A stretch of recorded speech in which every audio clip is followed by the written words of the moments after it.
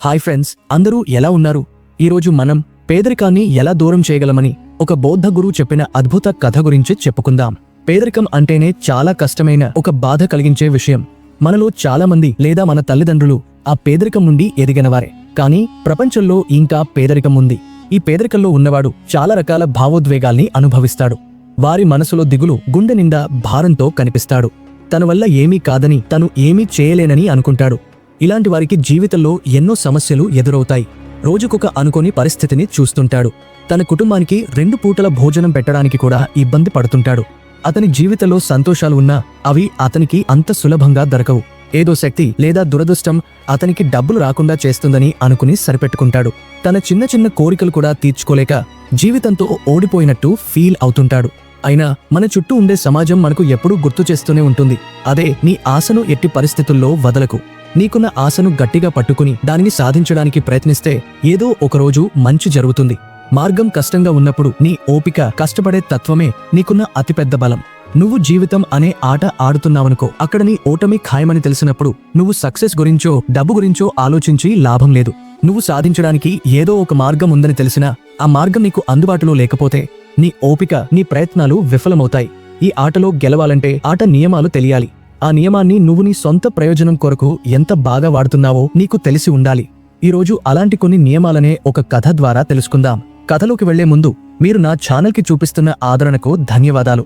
కానీ చాలా వరకు సబ్స్క్రైబ్ చేయకుండానే చూస్తున్నారు. దయచేసి సబ్స్క్రైబ్ చేసి వీడియోకి ఒక లైక్ చేసి పూర్తి కథ చూడండి. చాలా కాలం క్రితం ముక్తిపల్లి అనే గ్రామంలో రవి అనే యువకుడు ఉండేవాడు. అతను తన జీవితంలో చాలా ఇబ్బంది పడేవాడు. అతని జీవితం కష్టాలతో నిండి ఉండేది. అతను ఒక పేద కుటుంబం నుంచి వచ్చాడు. ఆర్థిక సమస్యలు అతన్ని చాలా బాధపెట్టాయి. ఒక చిన్న కిరాణా దుకాణంలో పనిచేసేవాడు. సంపాదన చాలా తక్కువగా ఉండేది. ఇంటి ఖర్చులు భరించడం కూడా కష్టంగా ఉండేది. ఒకరోజు బాధతో విసిగిపోయి రవి ఒక చెట్టు కింద కూర్చుని ఏడుస్తూ ఉన్నాడు. అప్పుడు అతనికి తన పాత మిత్రుడు కిషోర్ కనిపించాడు. కిషోర్ని చూసిన వెంటనే రవి మొహం సంతోషంతో వెలిగిపోయింది. చాలా రోజుల తర్వాత తన సన్నిహిత మిత్రుడిని కలిశాడు. ఇద్దరు సంతోషంగా మాట్లాడుకుంటూ కిషోర్ అడిగాడు, ఏంట్రా ఇక్కడ కూర్చున్నావు? అసలు ఇప్పుడు ఏం చేస్తున్నావు? ఎక్కడ ఉంటున్నావు అని. రవి దిగులుగా తన బాధలన్నీ మిత్రుడితో చెప్పాడు. పేదరికంతో చాలా ఇబ్బంది పడుతున్నానని, ఇంటి ఖర్చులు కూడా తీర్చలేకపోతున్నానని, 2 పూటల భోజనం పెట్టడం కూడా కష్టమవుతోందని చెప్పుకున్నాడు. కిషోర్ రవితో, భయపడకు, నిన్ను ఒక బౌద్ధ గురువు దగ్గరకు పంపిస్తాను. నీవు ఆ గురువు దగ్గరకు వెళ్ళు. అతను నీకు ఖచ్చితంగా సహాయం చేయగలడు అన్నాడు. మిత్రుడి సలహా మేరకు రవి ఆ గురువు దగ్గరకు వెళ్లాడు. గురువుగారిని కలిసి తన సమస్యలు చెప్పుకుని గురువుతో ఇలా అన్నాడు, ఈ ప్రపంచంలో కొంతమంది కోట్లు సంపాదిస్తున్నారు. కానీ కొంతమందికి పేదరికం వల్ల 1 పూట భోజనం కూడా దొరకడం లేదు. ఇలా ఎందుకు జరుగుతుంది? అందరికీ ఒకే దేవుడు కదా. ఆరోగ్యంగా ఉన్నా అనారోగ్యంగా ఉన్నా ఏ కులమైనా దేవుడు అందరికీ ఒకటే కదా. మరి ఎందుకు ఇలా జరుగుతుంది?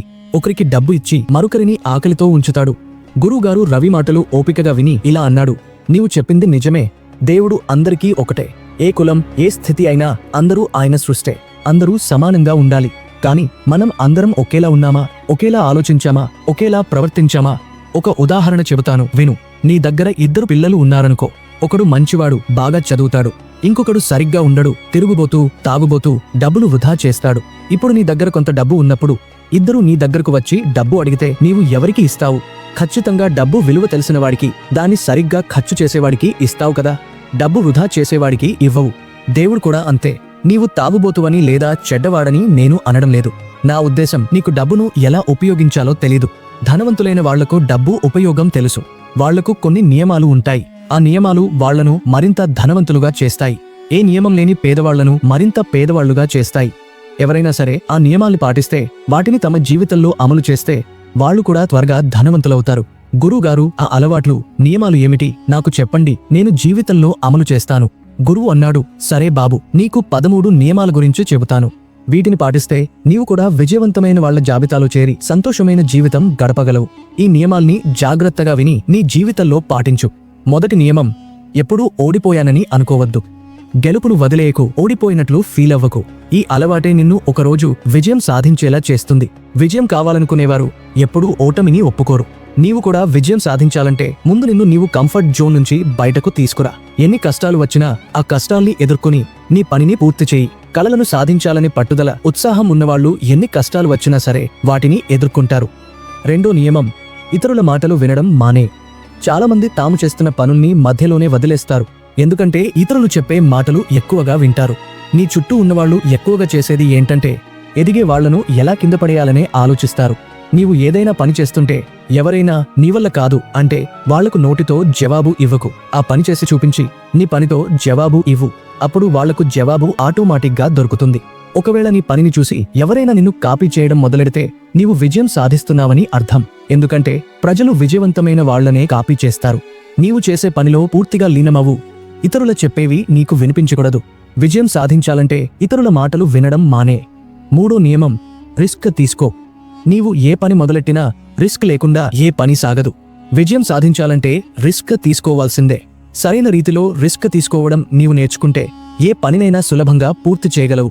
సక్సెస్ రాత్రికి రాత్రి వస్తుందనుకుంటే అది తప్పు ఆలోచన. సక్సెస్ కోసం రాత్రిపగలు కష్టపడాలి, బుర్ర ఉపయోగించాలి, రిస్క్లు తీసుకోవాలి, ఎన్నో సవాళ్లను ఎదుర్కోవాలి. నీవు ఈరోజు గొప్ప స్థాయిలో ఉన్నవాళ్లను చూస్తున్నావు కదా, వాళ్లు కూడా ఎన్నో కష్టాలు ఎదుర్కొన్నారు, రిస్క్లు తీసుకున్నారు. నీవు కూడా రిస్క్ తీసుకుని పని మొదలెడితే ఆ రోజు నుంచి నీవు విజయం వైపు అడుగులు వేయడం మొదలెట్టావని అర్థం. 4వ నియమం, నీ మీద నువ్వు నమ్మకం ఉంచు. నీవు నిజంగా విజయవంతం కావాలంటే నీవు కూడా సక్సెస్ఫుల్ అవ్వగలవు, ధనవంతుడివి కాగలవని నమ్మకం ఉండాలి. చాలామంది సమస్య ఏంటంటే నేను ఇది చేయలేనేమో అని భయపడతారు. దీనివల్ల వాళ్ల ఆత్మవిశ్వాసం తగ్గిపోతుంది. 5 రకాల భయాలు వాళ్లను వెంటాడతాయి. గుర్తింపు కోల్పోతామనే భయం, వృద్ధాప్యం భయం, చెడు జరుగుతుందనే భయం, ప్రేమ గౌరవం కోల్పోతామనే భయం, మరణ భయం. ఈ భయాలు నిన్ను వెంటాడితే నీతో నీవు ధైర్యంగా మాట్లాడటం మొదలెట్టు. సానుకూలంగా మాట్లాడితే నీ భయం తగ్గిపోతుంది, ఆత్మవిశ్వాసం పెరుగుతుంది. 5వ నియమం, పెద్ద లక్ష్యాన్ని ఎంచుకో. చాలామందిని నీ జీవిత లక్ష్యమేంటి అని అడిగితే చాలామంది నవ్వేసి ఇంకా ఆలోచించలేదు అని చెబుతారు. ఈ సమాధానం నీ దగ్గర ఉంటే ఇప్పుడే మార్చుకో. ఆలోచించి నీ జీవితానికి ఒక లక్ష్యాన్ని నిర్ణయించు. లక్ష్యం లేకపోతే అది నీ జీవితంలో ఒక దశ మాత్రమే అవుతుంది. ఆ లక్ష్యాన్ని సాధించడానికి 3 విషయాలు చెయ్యి. 1, నీ లక్ష్యాన్ని ఒక కాగితంపై రాయి, మనసులో మాత్రమే ఉంచుకో. 2, ఆ లక్ష్యాన్ని సాధించడానికి నీవు ఏం చేయగలవో ఆలోచించు. ఎక్కువ కష్టపడగలవా? బద్ధకాన్ని వదిలేయగలవా? ఆ లక్ష్యానికి సంబంధించిన పుస్తకాలు చదవగలవా? 3, రోజుకు కనీసం 3 సార్లు నీ లక్ష్యాన్ని నీకు నీవు గట్టిగా చెప్పుకో. దీనివల్ల నీ మనసు ఆ లక్ష్యం మీద బాగా సెట్ అవుతుంది. నీ మనసు ఆ దిశగా పనిచేయడం మొదలెడుతుంది. నీ లక్ష్యాన్ని సాధించే కొత్త మార్గాలు నీ ముందు పెడుతుంది. 6వ నియమం, నీకు ఇష్టమైన పని చెయ్యి. నీకు నచ్చిన పని, ఆ పని చేస్తే ఆనందంగా అనిపిస్తుందనుకునే పనిని ఎంచుకో. ఒత్తిడితో ఇష్టం లేని పనిని ఎంచుకోవద్దు. నీకు ఇష్టమైన పని చేస్తే దానిమీద నీ మనసు లగ్నమవుతుంది, ఆనందం కలుగుతుంది. అందుకే ఎప్పుడు నీకు సంతోషం కలిగించే పనినే చెయ్యాలి. ఒకవేళ నీకు ఆసక్తి లేని పని చేస్తే కొంతకాలానికి బోర్ కొట్టి ఆ పనిని వదిలేస్తావు. అలా అయితే నీవు ఎప్పటికీ విజయవంతం కాలేవు. 7వ నియమం, ముఖ్యమైన పనిని ముందు చెయ్యి. నీ రోజులో అతి ముఖ్యమైన పనిని ముందు పూర్తి చెయ్యి. అలా చేస్తే మిగిలిన పనులు నీకు సులభంగా అనిపిస్తాయి. ముఖ్యమైన పనిని ముందు చేయడం వల్ల నీ టెన్షన్ తగ్గుతుంది. 8వ నియమం, ఫోకస్తో పని చెయ్యి. పనిలో ఫోకస్ లేకపోతే నీ పని ఎప్పటికీ పూర్తి కాదు. ఏ పని చేసినా పూర్తి శ్రద్ధతో చెయ్యి. ఫోకస్ లేని పనికి అర్థం ఉండదు. 9వ నియమం, కష్టపడి బుర్ర ఉపయోగించు. విజయం సాధించాలంటే చాలా కష్టపడాలి. నీవు ఏ రంగంలో ఉన్నావో ఆ రంగంలో అన్ని విషయాలు తెలుసనిపించేలా కష్టపడు. నీ రంగంలోని అన్ని విషయాలు నేర్చుకుంటే నీవు త్వరగా విజయవంతం కాగలవు. నీ రంగంలో మాస్టర్ అవ్వాలి. కేవలం కష్టపడటమే కాదు, బుర్రను కూడా ఉపయోగించాలి. కష్టపడి బుర్ర ఉపయోగించకపోతే నీవు విజయవంతం కాలేవు. ఉదాహరణకు, గాడిద చాలా కష్టపడుతుంది కానీ దానికి గౌరవం ఉండదు. ఎందుకంటే అది బుర్ర ఉపయోగించదు. కాబట్టి కష్టంతో పాటు బుద్ధిని కలిపి నీ కలలను సాకారం చేసుకో. 10వ నియమం, నీ తప్పుల నుంచి నేర్చుకో. తప్పులు అందరూ చేస్తారు, నీవు దేవుడివి కాదు కదా. నీకు తెలియకుండానే నువ్వు తప్పులు చేయొచ్చు. అలాంటి తప్పులు జరిగితే వాటిని ముందే పసిగట్టి వాటి నుంచి నేర్చుకో. వాటిని సరిదిద్దుకుని ముందుకు సాగు. తప్పులు చేసేవాళ్లే ఏదైనా సాధించే ధైర్యం ఉన్నవాళ్లు అవుతారు. భయం వల్ల ప్రయత్నమే చేయకపోతే గెలుపు ఎలా వస్తుంది? తప్పులకు భయపడొద్దు, ధైర్యంగా ముందుకు వెళ్ళు. 11వ నియమం, కొత్త స్కిల్స్ నేర్చుకో. నీ జీవితంలో ముందుకు తీసుకెళ్లే స్కిల్స్ నేర్చుకో. నీ రంగానికి సంబంధించిన అన్ని ముఖ్యమైన స్కిల్స్ నీవు నేర్చుకోవాలి. నీ దగ్గర ఏదైనా యూనిక్ స్కిల్ ఉంటే దానితో నీవు విజయవంతం కాగలవు. 12వ నియమం, జీవితంలో లక్ష్యాన్ని నిర్దేశించుకో.